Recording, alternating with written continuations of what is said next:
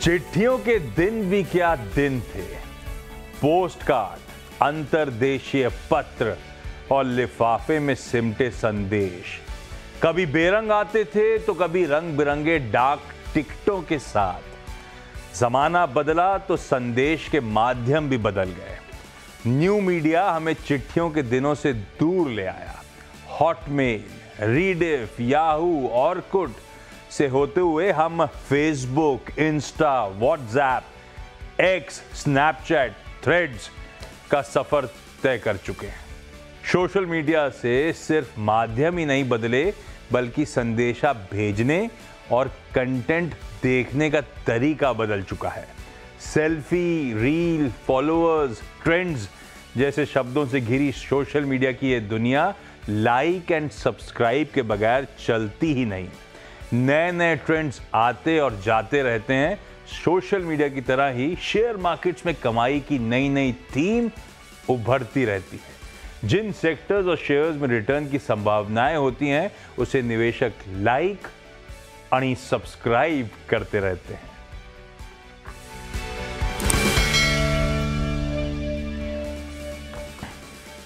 गजब लिखा था प्रोड्यूसर साहब ने, पूरे दिन याद दिला दिए जो जर्नी थी पूरी हम लोग की, चिट्ठी से लेकर आज तक के सोशल मीडिया की। ब्यूटीफुल।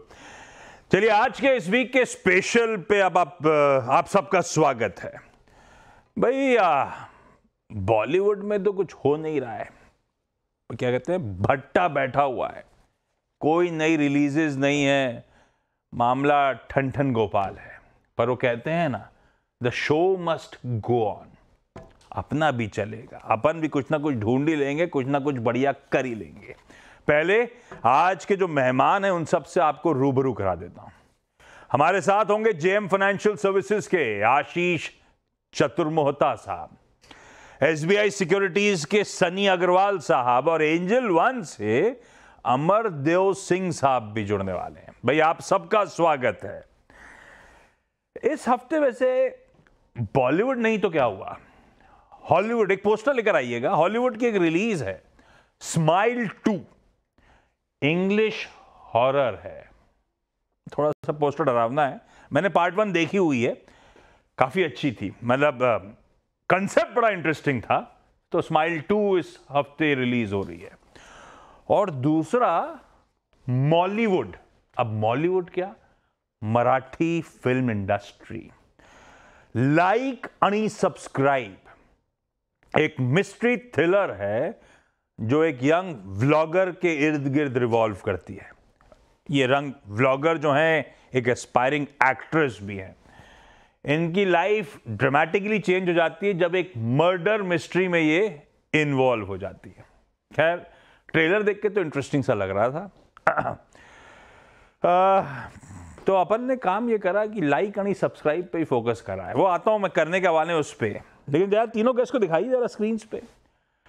चतुर्मोहता साहब, कितने साल हो गए आपको मुंबई में? जी तो आशीष जी, मुझे तो अब ऑलमोस्ट 18 साल हो गए बॉम्बे में। सनी जी आपको? 15 साल। 15 साल, 15 साल, 18 साल। और अमर साहब आपको कितना टाइम हो गया? 17 साल। भाई साहब 15, 17, 18 साल। तो चतुर्मोहता साहब, एक गोष्ट सांगा आणि म्हणजे काय?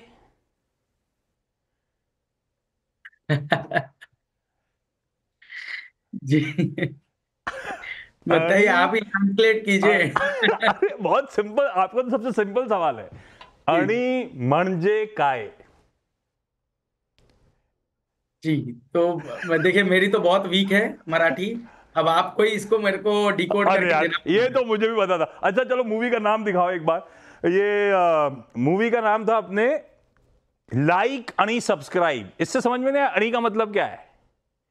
जी समझ आ गया, बिल्कुल आ गया। लाइक एंड यस, और अणी म्हणजे काय, और हिंदी में। अच्छा, मैं तो सनी जी से अगला पूछने वाला था, गड़बड़ हो गया। सनी, खर आहे का है?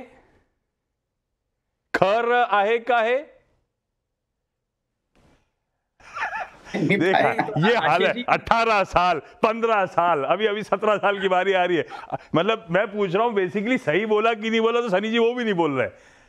आशीष जी आज क्या हुआ, हम हमको जो जानकारी दी गई कि टॉप 2 स्टॉक आइडियाज पे बात करनी है। हमें नहीं पता था कि मराठी की क्लास चलने वाली है और हम इस पे स्टूडेंट रहने वाले हैं। अच्छा, अमर जी, ही मूवी बघायला जाणार का? क्या? यार ये तो मुझे भी आता है, गजब है। मेरे को भी 18-19 साल हो गए हैं, लेकिन ठीक है। मैं पूछ रहा था ये मूवी जाओगे देखने या नहीं जाओगे? अब मैं समझ ही गया हूं कोई नहीं जा रहा, लेकिन इंटरेस्टिंग है मूवी। और ऐसा नहीं है कि समझ में नहीं आएगी।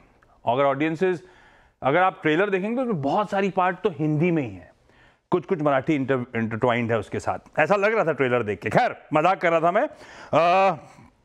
आगे बढ़ूं, शो की थीम पे जाऊं, पहले मार्केट्स का मूड गेज कर लिया जाए। चतुर्वेदी साहब, ये थोड़ा सा मामला गड़बड़ा रहा है। पिछले इस हफ्ता जो है ना, दिक्कत काफी बढ़ गई है।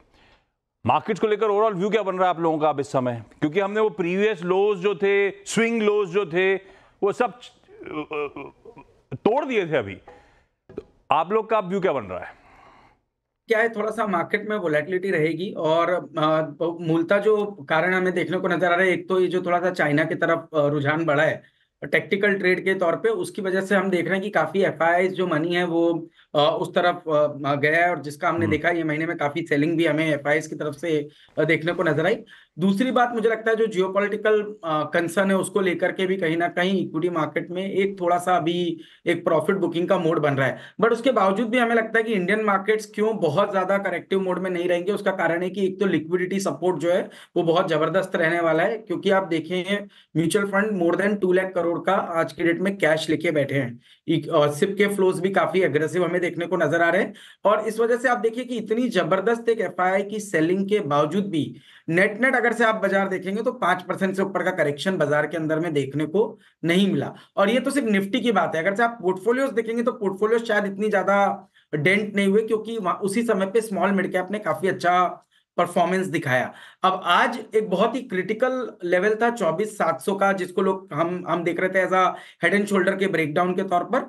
वो लेवल को बाजार ने आज ब्रीच किया, और उसके बाद आज अभी हम देख रहे हैं जबरदस्त एक रिकवरी 24,600 620 के लेवल को टेस्ट करके अब वापस 24,850 के ऊपर बाजार ट्रेड कर रहा है। तो मेरे हिसाब से बाजार ने क्रिटिकल सपोर्ट को रिस्पेक्ट किया है।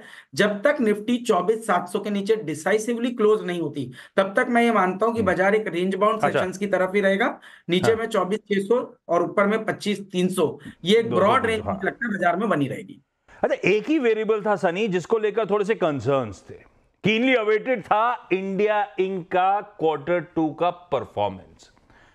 अभी तो too early to say anything, लेकिन अब तक के जो रुझान है पिछले 2 हफ्तों के कह लीजिए, वो नतीजों को देखकर, नतीजों की कमेंट्रीज को देखकर चिंताएं बढ़ रही हैं क्या? आशीष जी, बेसिकली थोड़ा अगर लंबा पिक्चर लेते हैं तो FY 20 से 24 के दरमियान निफ्टी का ईपीएस डबल हुआ था।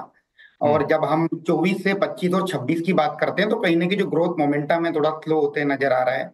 May be low double digit kind of 12% kind of earning के अगर पैन आउट होगा, और वही सेम चीज मुझे लगता है कि Q2 के अर्निंग में भी पैन आउट होते दिख रहा है। कहीं ना कहीं जो ग्रोथ मोमेंटम है सभी across the board slow down होते दिख रहा है। और definitely, but at the same time mid cap या स्मॉल कैप कंपनीज अगर आप देखोगे छोटे छोटे सेक्टर में, वहां मुझे लगता है कि अभी भी 20% plus kind of earning growth आने की प्रोबेबिलिटी है, और वहां मुझे लगता है कि सभी को फोकस करना चाहिए। अमर जी, एंजल वन की तो बहुत तगड़ी पकड़ है आजकल रिटेल फ्रेंचाइज के तौर पे। आप बहुत सारे, आपके फोन रिंग भी बहुत करते होंगे, लोग पूछते होंगे, भाई आदत नहीं है बहुत सारे लोगों की तो इस तरह के करेक्शन या इतने दिनों से बाजार गिरा हुआ है, मजा नहीं आ रहा होगा, क्या जवाब दे रहे हो उन लोगों को? खरीदवा रहे हो या बोल रहे हो अभी जितना इन्वेस्टेड है उतना ही रहिए, एडिशनल पैसा मत डालो? देखिए, जो इन्वेस्टर्स हैं बेसिकली आज के डेट में 2 टाइप के हैं। हाँ, तो एक तो वो है जो लॉन्ग टर्म पर्सपेक्टिव से देख रहे हैं, चाहे वो स्टॉक पोर्टफोलियो हो या एमएफ पोर्टफोलियो हो, तो उनके लिए तो any correction is a buying opportunity, provided वो they should stick to quality stocks. यदि वो स्टॉक्स में इन्वेस्ट करते हैं, स्टॉक पोर्टफोलियो बना रहे हैं एसआईपी की तरह, तो उन्हें फिर कोई चिंता की वाली कोई बात नहीं है, बिकॉज वो डाइवर्सिफाई भी कर रहे हैं अक्रॉस डिफरेंट सेक्टर्स, और क्वालिटी नेम्स में दे आर स्टिकिंग टू। और अक्रॉस द कैप, चाहे वो लार्ज कैप हो, मिड कैप हो, स्मॉल कैप हो, they can have a basket of stocks. So that is one thing which we are saying कि long term में you can look at from that perspective. हाँ, जो short term है definitely there is some concern there, because जिस तरह की volatility हमें देखने को मिल रही है मार्केट्स में, और जो जियोपॉलिटिकल टेंशंस के कारण भी मार्केट में जैसी वोलेटिलिटी है, तो कहीं ना कहीं जो शॉर्ट टर्म जो ट्रेडर्स हैं उनके लिए तो एक चैलेंज जरूर है। यदि वो स्टॉप लॉस लगा रहे हैं तो ट्रिगर होने के चांसेस भी रहते हैं। So definitely we advise that you need to be cautious, because जो वोलेटिलिटी है you have to understand that, and based on that you need to take your trades. हाँ, अपना शो का आइडिया लॉन्ग टर्म वाला है। और जरा poster का ये मूवी का, तो जो बॉलीवुड की मूवी है उसका नाम है लाइक अनि सब्सक्राइब। कुछ छेड़छाड़ करने की जरूरत नहीं थी, देखते थे समझ में आ गया अपने को क्या करना था। अपने शो का नाम लेकर आइएगा, लाइक अनि सब्सक्राइब ट्रेंड्स एंड ट्रेड्स। अपन थोड़ा ऐड करने का आदत है तो डाल दिया, अदरवाइज वो स्टॉक्स जो आप लोगों को पसंद है, मतलब हमारे एक्सपर्ट्स को पसंद आते हैं, और इस तरह की गिरावट में जिनमें सब्सक्राइब करेंगे, जिनमें पैसा डालेंगे, जिसमें कमिट करेंगे, ऐसे कौन से वो स्टॉक्स हैं जो इन लोग के रडार पे हैं। और यूनिवर्स थोड़ा सा नैरो डाउन कर दिया था, एक एक पे तीनों से रिक्वेस्ट करी थी निफ्टी 50 का स्टॉक लेकर आए प्लीज, और दूसरा एफएनओ यूनिवर्स से एक्स ऑफ निफ्टी 50 जो एफएनओ यूनिवर्स है उसमें से एक चुन लीजिए। तो दो पिक्स आने वाली एक्सपर्ट्स की बढ़िया वाली। पहले दिग्गज निफ्टी 50 का आइडिया के साथ चला जाए। शत्रुमोता साहब, सबसे ज्यादा कन्विक्शन कौन से स्टॉक के साथ इस समय खड़ा है आप लोगों का?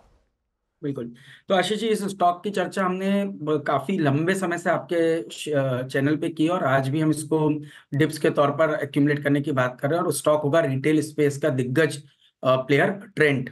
तो ट्रेंट पे हम काफी पॉजिटिव रहे हैं, और हमें लगता है कि आने वाले समय में भी स्टॉक में पॉजिटिव रहना चाहिए।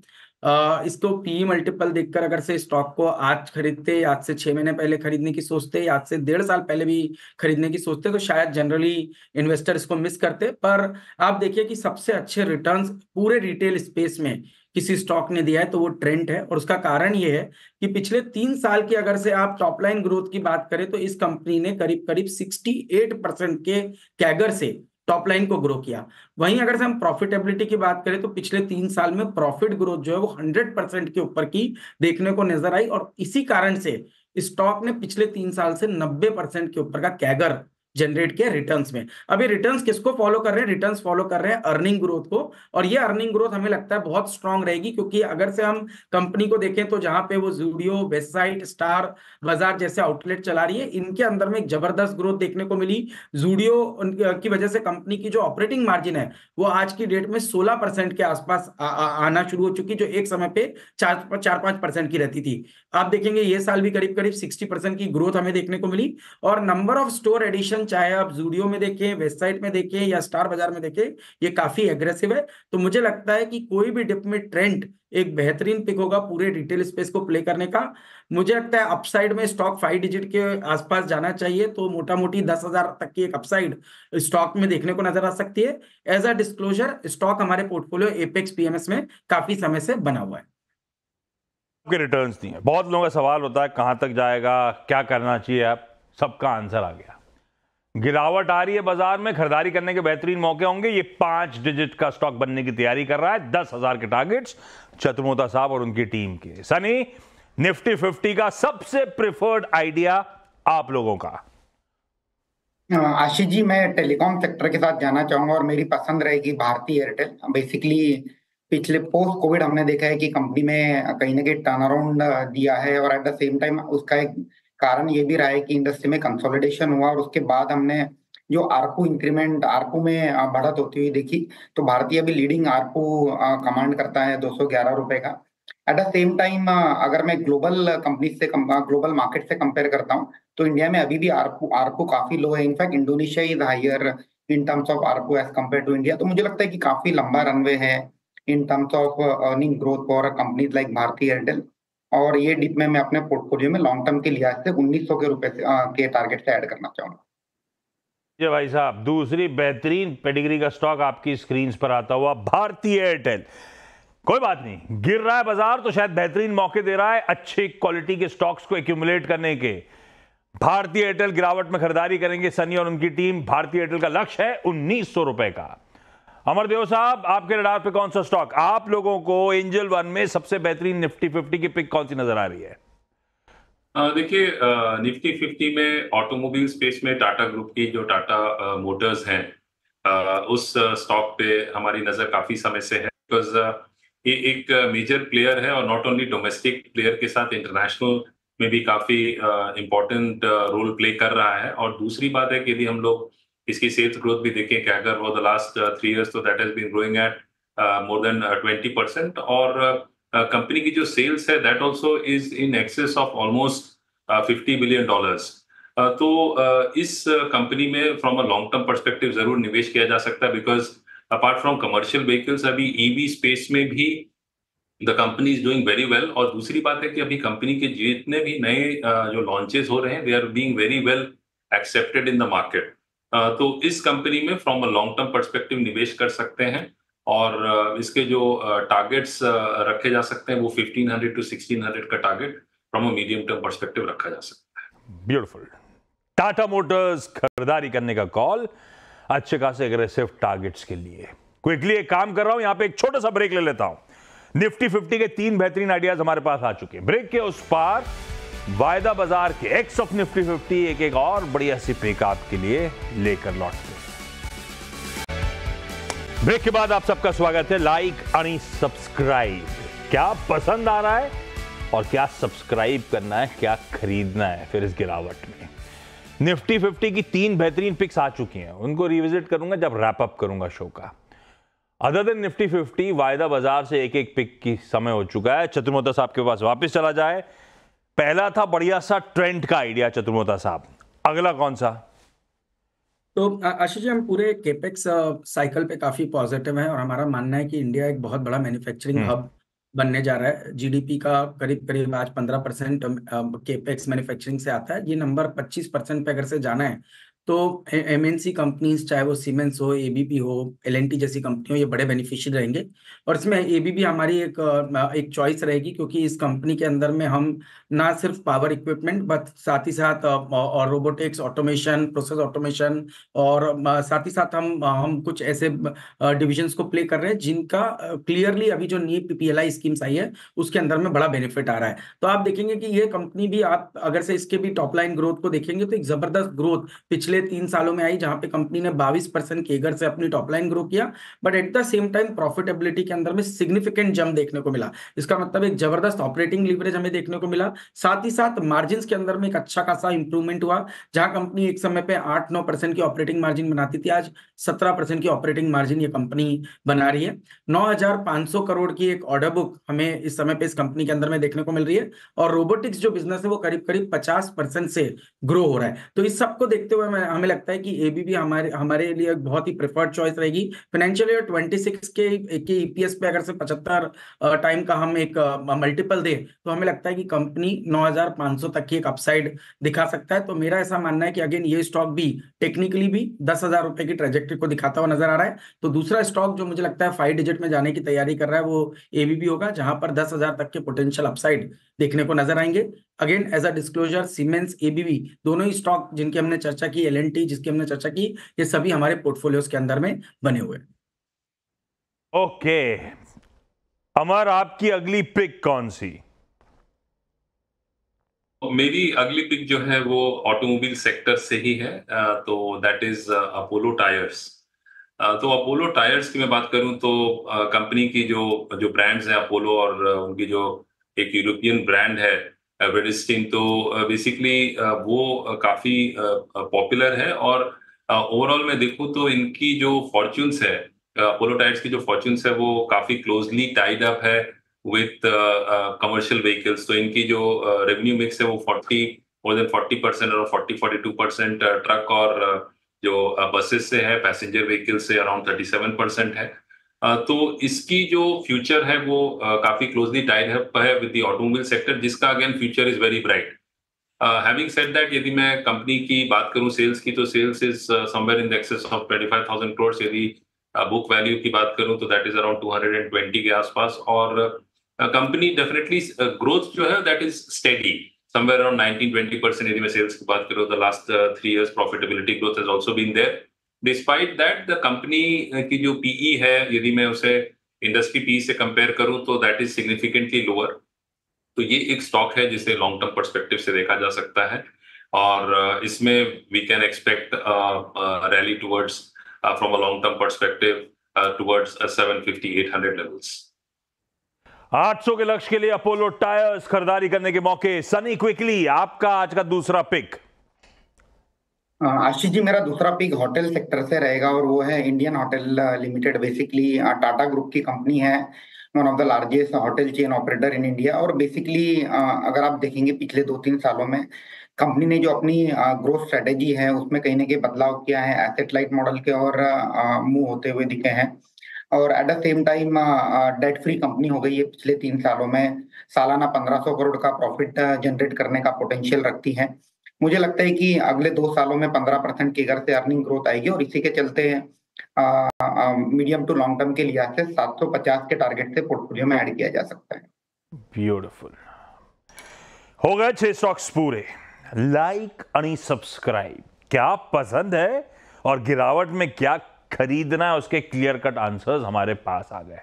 एक रैप अप प्लेट और डॉक्टर साहब दिखाइएगा।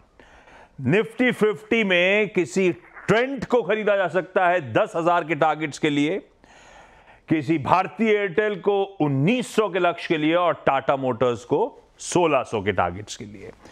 अदर देन निफ्टी 50 वायदा में एबीबी खरीदारी करी जा सकती है इवेंचुअली 10,000 के लक्ष्य के लिए। इंडियन होटल्स पसंद आता है 750 के टारगेट्स के लिए, और अपोलो टायर्स में भी एक बाय इनिशिएट कर सकते हैं 800 के लक्ष्यों के हिसाब से। स्क्रीनशॉट ले लीजिए।